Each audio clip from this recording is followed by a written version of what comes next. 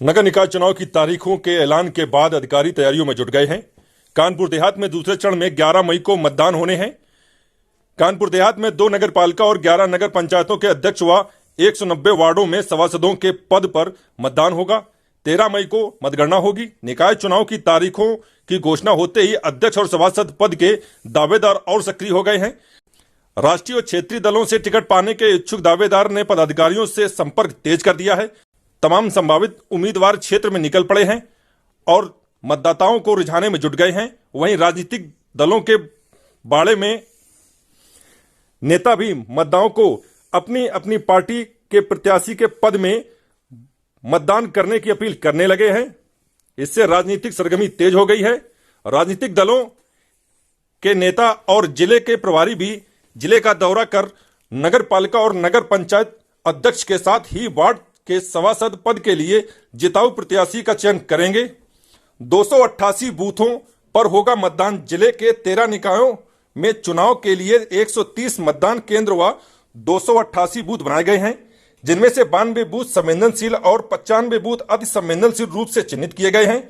निकाय चुनाव से जुड़े एक अफसर ने बताया है कि चुनाव की तारीख के ऐलान होने के बाद एक बार फिर संवेदनशील और अति संवेदनशील बूथों को लेकर पड़ताल की जाएगी। नामांकन प्रक्रिया पूरे होते ही देखा जाएगा कि कौन प्रत्याशी कहां से आ रहे हैं।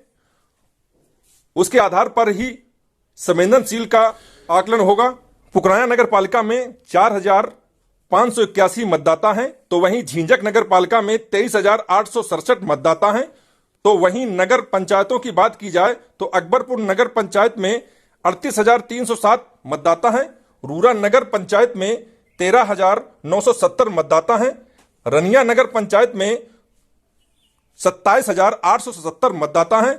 अमरोदा नगर पंचायत में 8,441 मतदाता हैं। मूसा नगर में 10,063 मतदाता हैं। सिकंदरा में 11,990 मतदाता हैं। राजपुर में 15,365 मतदाता हैं। डेरापुर में 6,428 मतदाता हैं। कंचौसी में 9,417 मतदाता हैं। तो वहीं रसूलाबाद में 19,707 एवं सिवली में 7,217 मतदाता हैं। देखिए, आप जानते ही हैं कि कानपुर देहात में 13 नगरीय निकाय हैं, जिसमें 4 हमारे नए निकाय हैं, जिनमें प्रथम बार चुनाव होना है। एक विस्तारित क्षेत्र है। 11 हमारी नगर पंचायतें हैं और 2 पालिका है। और इन सभी में जो इलेक्शन है वो 11 मई को होना है। द्वितीय चरण में कानपुर देहात का इलेक्शन है। इसके मद्देनजर जो पुलिस और प्रशासन है वो पूरी तरह से सतर्क है और हम लोग ने जो बूथों का चिन्हांकन है वो कर लिया है अकॉर्डिंग टू सेंसिटिविटी। हमारे सेंसिटिव, हाईली सेंसिटिव और HS+ के जो भी पोलिंग स्टेशन है, पोलिंग स्टेशन लोकेशन है, उनका चिन्हांकन हमने कर लिया है। साथ ही लॉ एंड ऑर्डर के दृष्टिगत सभी जो शस्त्र की दुकानें हैं उनका सत्यापन चल रहा है और जितने भी असलाह जिनके पास है उनका भी एक आकलन करके जिनका भी असलाह जमा करने की जरूरत होगी उनकी जमा करने की भी कार्रवाई करी जाएगी। और निरोधात्मक कार्रवाई जो 107-16 और बाकी और अन्य प्रिवेंटिव लॉज में होती है वो भी हम लोग कर रहे हैं, ताकि शांतिपूर्ण चुनाव हो और निष्पक्ष चुनाव हो और जो भी फेयर इंसान हो वो जीते। और साथ ही हिस्ट्री शीटर्स का भी एक्टिवली सत्यापन किया जा रहा है। कार्मिकों के लिए पूरी तरह से तैयारी करी जा रही है। प्रशिक्षण की व्यवस्था करी जा रही है, चाहे वो RO ARO हो, सेक्टर जोनल मजिस्ट्रेट हो या पीठासीन अधिकारी हो।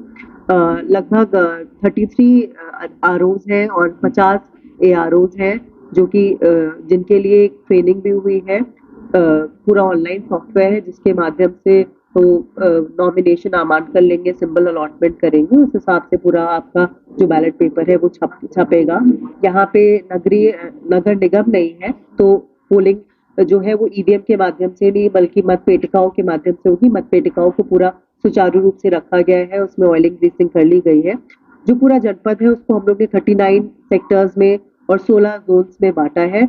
सभी जगह के रूट चार्ट बना लिए गए हैं। माइक्रो ऑब्जर्वर्स की तैनाती भी करी जाएगी। पूरी तरह से एक अच्छा निष्पक्ष चुनाव होगा, फ्री एंड फेयर इलेक्शन होगा, जैसे चुनाव आयोग की मंशा है।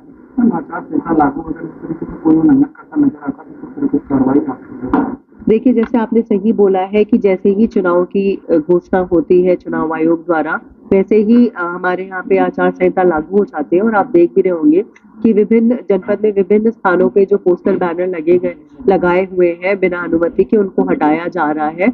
और जनपद में वैसे भी धारा 144 लागू है और यदि उसका कोई भी उल्लंघन करता है तो सेक्शन 188 आईपीसी में कार्रवाई होती है, तो वो भी विधिवत करी जाएगी। यदि कोई भी आयोजन करना हो तो उसमें हमारी